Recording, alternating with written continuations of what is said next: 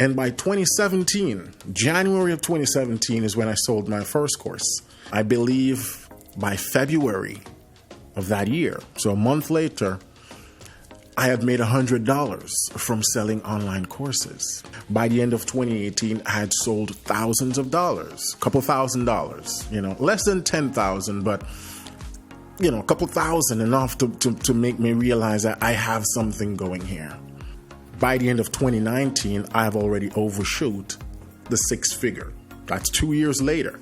I've already made more than six figures in annual revenue by 2019. 2020, we overshoot the 200,000 annual revenue mark. 6 years ago, I took my teaching skills online, and now I make multiple six figures in annual revenue, teaching piano to students worldwide while working less than 8 hours a day.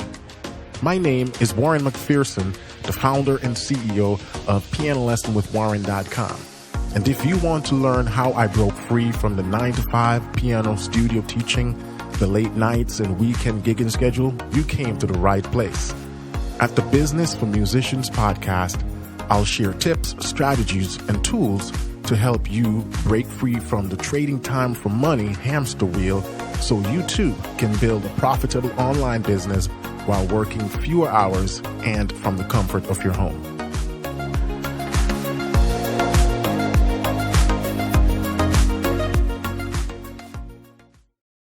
Welcome to the first episode of the Business for Musicians podcast, YouTube channel, Facebook, wherever you're watching this. We're on all platforms, including podcast.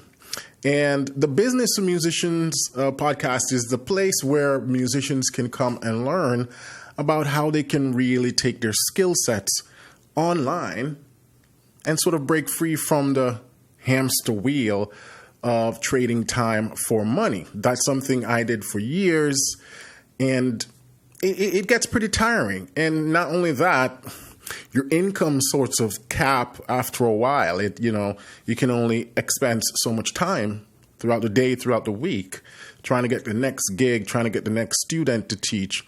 And I just kind of got tired of that. And so I moved my business online, and fast forward 6-7 years later, I get to pick and choose the type of gigs that I do. And if I don't want a gig for an entire year, I don't have to. I no longer teach in-person lessons. In fact, I haven't taught an actual person in person about 5 years now. And so that's something I want to share with you, my journey, because it was not a straight shot. It was not something that was super easy, But looking back now, I realize that it is certainly doable for a lot of musicians who is probably looking at others walking that path and want to do the same thing. Because there's not a lot of us doing this online. It's a handful of us, so the pie is huge. There's still a lot of room for people, for musicians of all different types and backgrounds to jump online and build something for yourself. And so this podcast and channel is to share my view, my journey in trials, success, the things that are working and the things that's continuing to work. Because my piano online business is how I feed my family. It's what I do full time, and it's pretty profitable.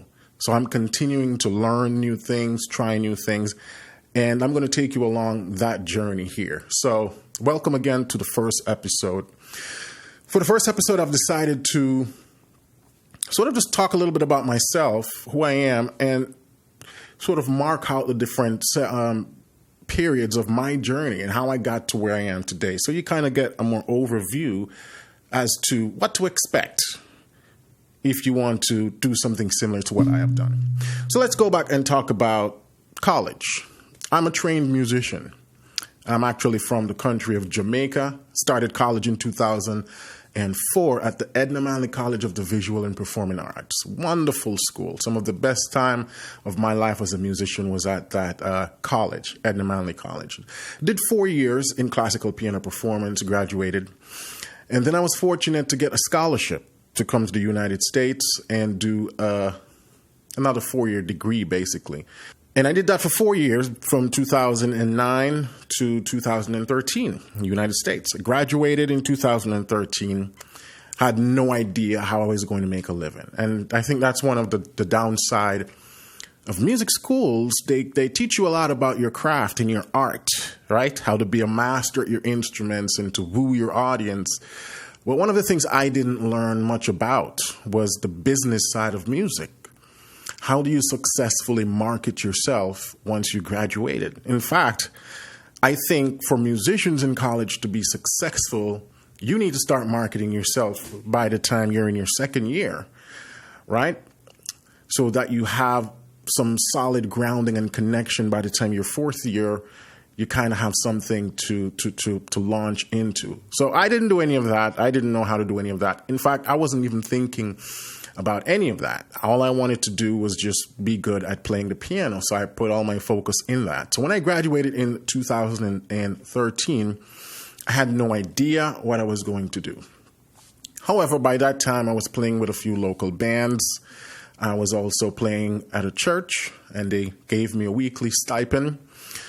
And that was basically how I was paying my rent and paying food, gigging with bands and the church stipend. I've had some experience in teaching piano before, so that wasn't new. So I just put out a Facebook blast, say, hey, who's looking for piano lesson? I'll teach kids, adults, old people.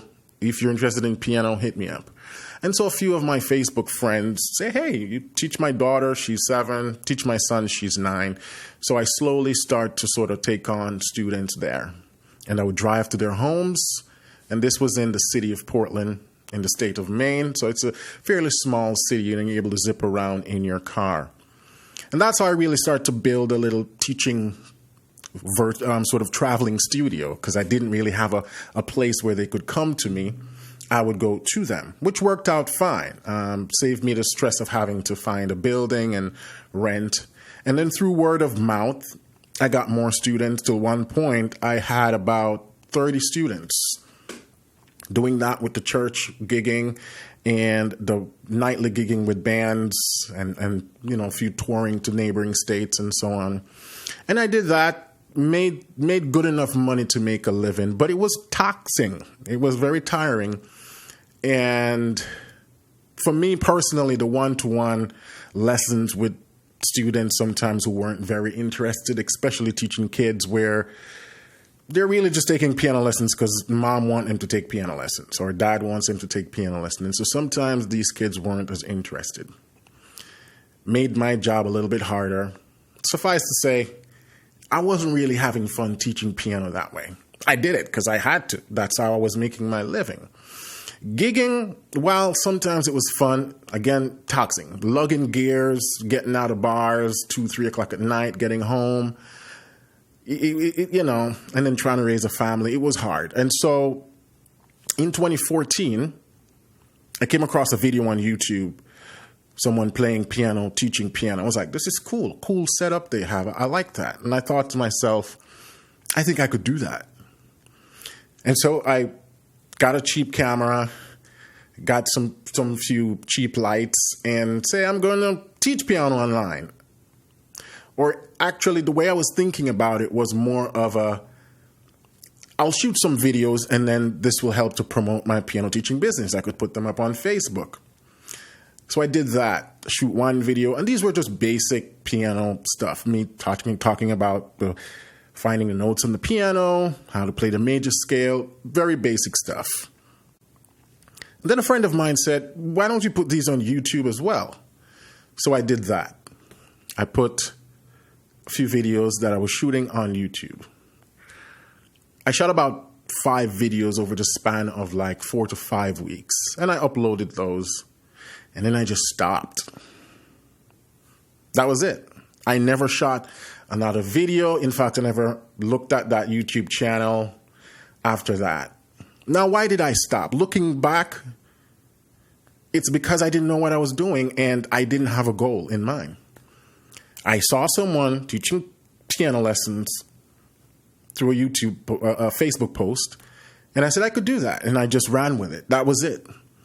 I didn't know really and truly where was I going to take this. I didn't know it was possible. You know, we're talking 2014.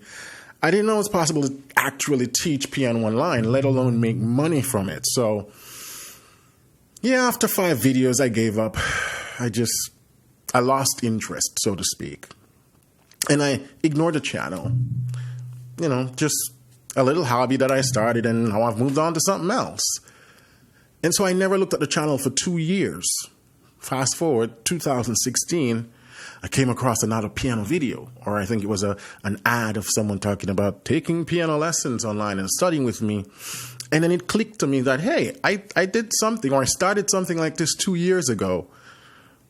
Let me look at that channel again. And so I signed into my Google account, went over to my YouTube channel, and I saw that those 5 crappy videos, and when by crappy, I mean the quality was bad, the lighting was bad, the editing was bad. I looked super shy, and I was talking quietly and soft on the video. It was just very amateur. But those 5 videos, when I went back, had hundreds of views. Each of them had hundreds of views, likes, comments, lots of comments and questions being asked. And I was like, wow, people were actually watching these videos. And for the past 2 years, I didn't know that because I ignored the channel. So I went in, and 2 years, me starting to comment to people who were asking questions about more piano-related activities. And I was like, wait a minute, people are actually interested in learning piano this way. 2016. So I said, I'm going to get back into this, and I'm going to take it serious. Still didn't really have a plan as to where I was going to take it. All I knew was people were responding to what I was putting out. Even though I thought the videos were crappy and they weren't good, people liked them. They were responding to them. So I'm just going to keep producing more. And so I started shooting more video. But one of the things I started to do, I searched piano lessons on YouTube. And I looked at all the different channels teaching piano. And I looked at how these people set up their teaching station, so to speak, how they edited their videos, the different software they may be using, how they looked on camera, how they explained themselves, how they taught. And it was really eye-opening for me looking at my competitors, or people who are going to be my competitors. I didn't know they were going to be my competitors then because I had no idea about business. Again, I was just doing it because people were responding to it. But I knew I needed to get some examples as to what's already out there, so we don't have to recreate the wheel. So I looked at that and said, I'm going to copy some of these ideas of what people are doing. Also, you get great ideas as to what topics to cover based on how much views a video has. So if someone do a video on dominant 7 chord and you see that video has thousands of views and dozens of likes and comments, then well, this is a popular subject matter. Maybe I can do my own version of dominant 7 videos. And so I started subscribing to other piano channels just so I can see what they're doing and keep up. And I ran with it right there. I started shooting videos again. 2016, that's where we are. A few months in, people start to say, hey man, you explain things very well, and I like the way you teach, I like the way I play. Do you sell online courses? A light bulb went off in my head because I was like, what? Online courses? I mean, I know what courses are, but doing it online, piano course, I couldn't wrap my head around what that would really look like. And what goes into selling an online course, the sort of the technical side of all of it.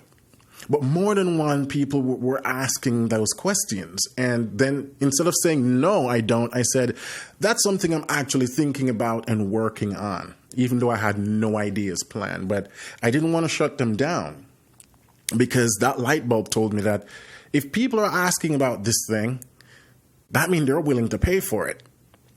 So I started looking into how to sell courses online. Every video I could find on YouTube, an article about selling courses online and websites that help you to sell your courses online. I started looking into these options. And by 2017, January of 2017 is when I sold my first course. And looking back now, I couldn't even really call it a course. It was a 1-hour video on blues piano. And basically, it's like the same videos that I uploaded to YouTube, but longer and more in depth, just teaching about the basics of blues piano and the different elements of blues piano. That was it. I edited that video, exported it, and I remember I think I was using this platform called Payloads. I don't even know if it's still around. 2017. And it's basically you can sell digital files through their platform. You upload it, your digital file, and you can send people the link. You can put your price point, and they can buy it and download it. You got to pay Payloads a cut of the sale. It was pretty simple. Didn't require websites and anything like that. Just a place to sell your product. So I created that thing, and I was skeptical, man, throughout the entire process. I was thinking, people going to really buy this stuff? I don't think people are going to really buy this stuff. There was so much defeatist mentality going on, just wrestling, the procrastination voice just giving me all these negative attitudes. You can't. People are not going to buy it. This is lame. You need to do it better. But I pushed through. Somehow I pushed through all of that. And I posted a video, sort of like a sales video, talking about the course and tell people you could buy it. And I remember the day that first email came in saying, "Hey, you just sold a course." It was as if my heart melted. I couldn't believe it. My first course. And here's the thing. I sold that for $12. I didn't know about pricing courses or anything. And because of all those voices telling me that this wasn't good, I said, I'll set the price point for $12. I mean, people buy that, right? It's cheap enough so they won't feel like they waste their money if they didn't get any value from it. So I sell it for $12. And the first payment came in January of 2017 for $12. And I was excited. That gave me a boost of adrenaline and dopamine. It was like, it made me want to do more. It made me want to do better. Another week, another $12 comes in. I believe by February of that year, so a month later, I had made $100 from selling online courses. $100, somewhere thereabout. And that was the confirmation that you can sell courses online. So I ran with that. I started thinking about new ideas, different course ideas. And I started creating more videos. And I started to ask my audience on YouTube, what do you want to see? What do you want to hear? What courses would you like to know more about? It was exciting, chasing that high, creating new courses and selling. And that's what I was doing. By the end of 2018, I had sold thousands of dollars, a couple $1,000s, less than 10,000, but, a couple thousand, enough to make me realize that I have something going here. So what I started to do with that, then I started to learn. I realized that my knowledge was severely limited. I was a very good pianist. I am a very good pianist. I am well trained. I am educated. But that's all I know. Music. I realize now I'm in business territory. I need to learn how this works. And so I needed to dive into online marketing and business. And so I started to Google how to market yourself online or how to run a business online. And so that led me down podcasts. So I started listening and finding podcasts about people who have built businesses online in all different niche, not just music. And so I started to consume these podcasts and start to learn about the different elements of online marketing. And that led me to stuff like building an email list, right? Creating sales funnels, how to build a social following. So then I realized I needed to dive into YouTube. So I started watching videos about how to grow your YouTube channel, how to build your presence online. And I started copying and writing down those ideas. It wasn't just good enough for me to say I can play well, right? So that's it. No, I had to learn the business side of music. And this is where the trial and error started because, again, all this was new to me.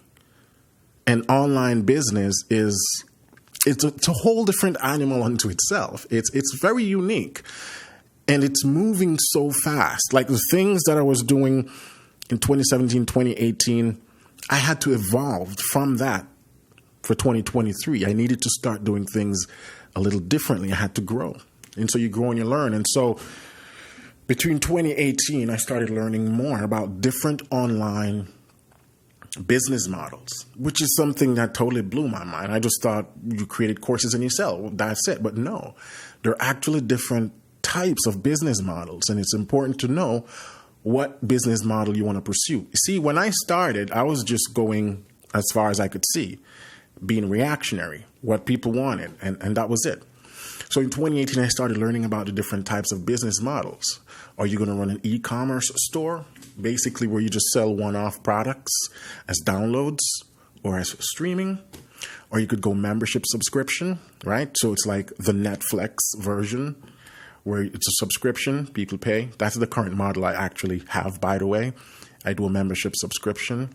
But then you can do coaching, high-ticket coaching, right? Where you coach people one-to-one and you charge them a lot of money for that. You can do coaching. And then there's some other sort of like subcategories where you can build a platform and you can hire people to teach or to promote their product. You get a cut of that. I mean, there's a lot of different niche and different type of business model.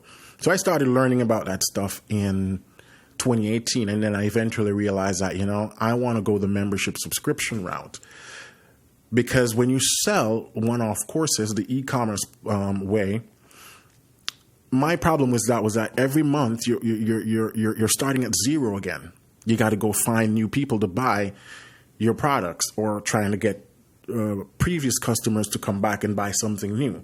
So it's kind of a more aggressive, sales hustle, like a car salesman. That's not within my personality. I'm not an aggressive salesperson. So I didn't like that model. So I started looking more at the membership model. And the thing with a membership subscription is when someone is in your ecosystem, they get billed automatically. Yes, you have to provide value for that person to stick around, right? Think of Netflix. If there's no new shows coming out and you've exhausted the shows you like, you're probably most likely to cancel your subscription. But if they keep hit you with a new course or a new movie, so to speak, every month, then that keeps you staying. And so your income becomes more predictable at that point because you know how many members you have, how many subscribers, how much they're paying you. You can do the math and see how much you're getting a month and a year. So that was a better model for me. And in future podcasts, we'll talk deeper about the strategies and how I set up all of that. So I basically started to transition from the one-off course download thing into a membership model in 2018, 2019. And, the more I learned, the more I started to implement those ideas in the business, and it started to grow.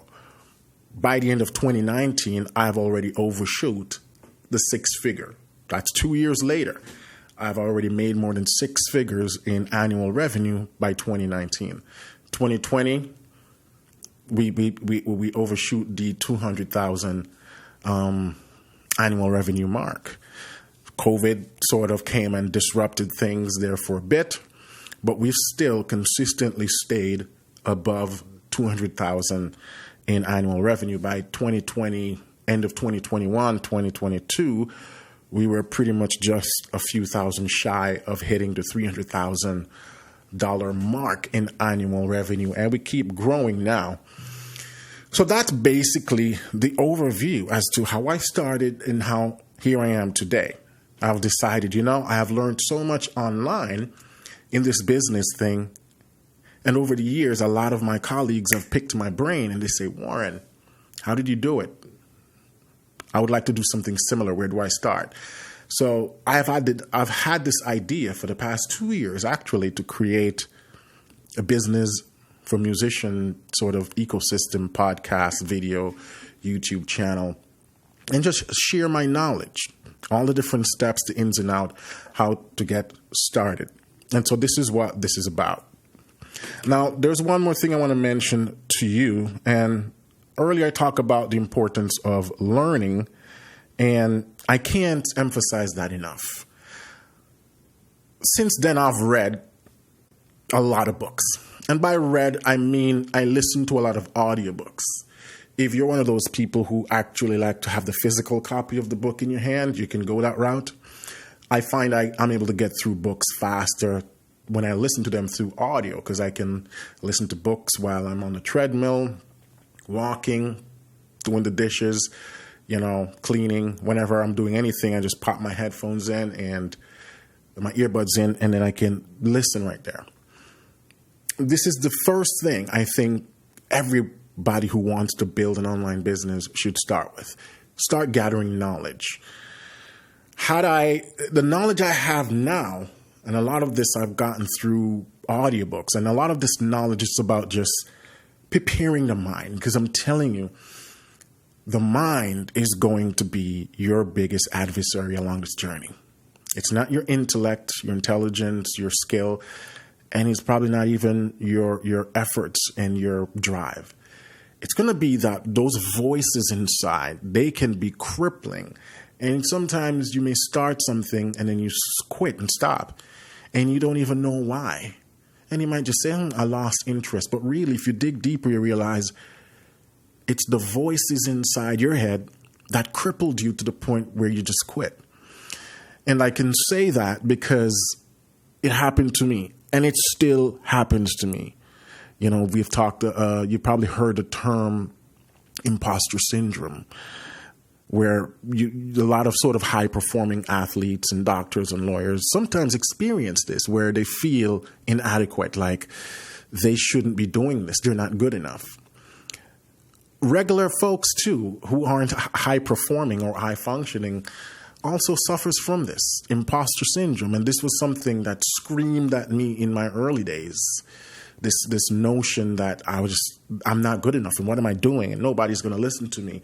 Nobody's going to buy it. And just listening to some of these motivational and business-related audiobooks helped me to move forward, overcome some of these voices. And so I'm going to leave with you today a book that I'm actually going through again for the second time. Because once I started with this podcast and started setting things up for this podcast, those voices came back, and I said, I need to go through that book again. And it's called Finished by Jon Acuff, Jonacuff, Jon Acuff. And the book's called Finished. Subtitle is To Give Yourself the Gift of Done.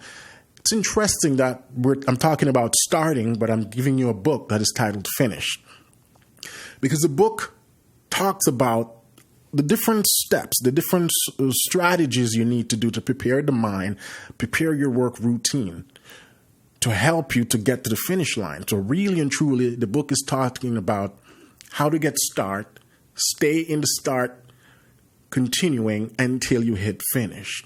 So it's a very important book, very unique book. I can't stress it enough. There's so much gold and gems in this book about just when listening to the book, I keep shaking my head saying, yeah, that sounds just like me. Yeah, I can relate to that. Yeah, I'm actually experiencing some of those thoughts right now.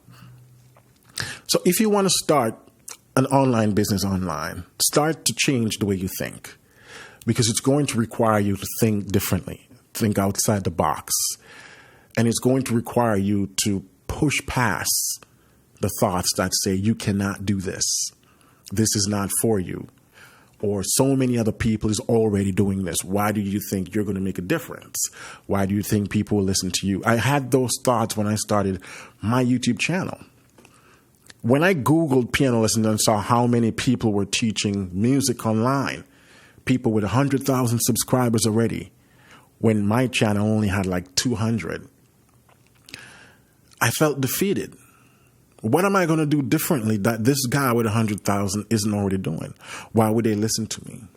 But one of the things I learned along the way is that we all are unique and have something different or a unique perspective on something. And so when I put up my video on teaching major scales and I see that video has over 500,000 views now, and I'm like, what? It's major scales. That everybody knows to play their major scales, right? No, not everybody knows. And the way I explained it was a little different than that guy. But then you also realize that people start to resonate with just who you are. At your core, your personality. They like that. They see you and they go, I like this guy. And so even though there are 10 other people talking about major scales, they come to you not because those other videos aren't good. They are. But those other people aren't you, right? And they like you. They like your personality. They like the way you talk, the way you look on camera, the way you explain things, the way you play. There's going to be things that are uniquely you. And it's going to come out in your videos. And that's how you're going to attract your people, your audience, your tribe. That was something I didn't know. I thought people just go to videos for information. Nope. People go to different videos because of who is teaching, right? It's like if you go to a restaurant, you can find 10 restaurants that serves chicken and rice, right? But you go to this particular one. You like the ambience. You like the owner. You like the way they cook their chicken and rice. You like the way they serve you. You like all of those little things that sometimes has nothing to do with the food itself, but just go to this place. And so that's how the online thing works. There's going to be 50-60% of reasons people follow you that has nothing to do with the content you're offering, but you as an individual, your personality. And so learning those things helped me to break free from these negative thoughts. And so that's it. That's what I want to share with you guys today. My overview, my journey, how I got to where I am, some of the things I've had to overcome. And make sure, if you're, again, a physical book person, hop on Amazon and type in Jon Acuff. Again, it's JON ACUFF. And the book is called Finished. This is not a promotion. I'm not an affiliate, but this book has really helped me to overcome these thoughts. It just talks about so much that I'm not even going to begin to explain here. It's a brilliant audiobook, and I'm going through it again from the second time.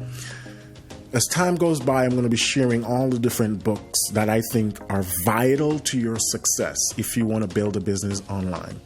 You have to gather new information, or else you will not make it. And that was one of the things I learned. Selling my first product for $12 wasn't good enough. If I wanted to build a business that I could have my wife come home from the workforce, right? Where I could work less than 8 hours a day. I get to build my own work schedule. I get to hang out with my kids. I get to be at every doctor's appointments and games and all of this. I get to do all of that because of the business that I have built. I realized to build a business like that, I had to gather new information. I had to start learning new things that helps me to change my habits and change the way I think. So that's it. Thanks again for hanging out with me with the Business for Musician podcast. The goal is I want to drop one of these podcasts each week covering a different topic specific to building a music business online for musicians. That's it. And so hit that subscribe button if you want to be notified when new episodes drop. If you like the podcast so far, please give me a rating and a review, because when you rate and review the podcast, that's how you rank. Your ranking starts to climb in the Apple Store and all the different podcast store. All right. So thanks again. Bye for now. And I'll catch you soon for next episode of the Business for Musicians podcast. Have a blessed week.